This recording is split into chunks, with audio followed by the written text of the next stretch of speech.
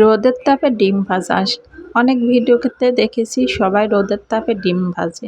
তো আজকে আমি আপনাদের দেখাবো রোদের তাপে আসলে কি সত্যি ডিম ভাজা যায়। এই ডিমটা কিন্তু রোদের তাপে ভেজেছি।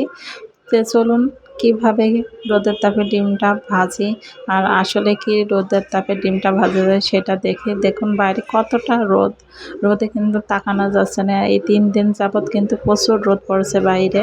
আজকে কিন্তু রোদটা অনেক বেশি ছিল। তো চলে আসলাম ছাদে। এখন একটা কড়াইতে তেল গরম করতে রেখে দিচ্ছি। আর এই তেলটা গরম করার জন্য আধা ঘন্টা অপেক্ষা করব। দেখি ফাইনালি ডিমটা আসলে কি ভাজা যায় কিনা। তো আধা ঘন্টা রেখে দিলাম। আধা ঘন্টা পরে এখন দেখে নিচ্ছি তেলটা গরম হয়েছে কিনা। অনেকটা কিন্তু গরম হয়ে গেছে তেল। আমি আধা ঘন্টা কড়াইটা এইভাবে রোদে রেখে দিয়েছিলাম।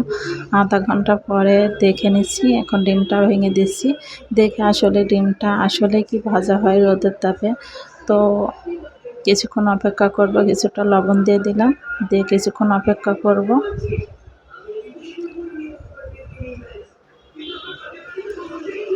এখন 10 মিনিট পরে দেখে নিচ্ছি। এভাবে কিন্তু অপেক্ষা করছি কতক্ষণ লাগে ডিমটা আসলে ভাজতে, আর আসলে কি ডিমটা ভাজা হয় কিনা সেটা।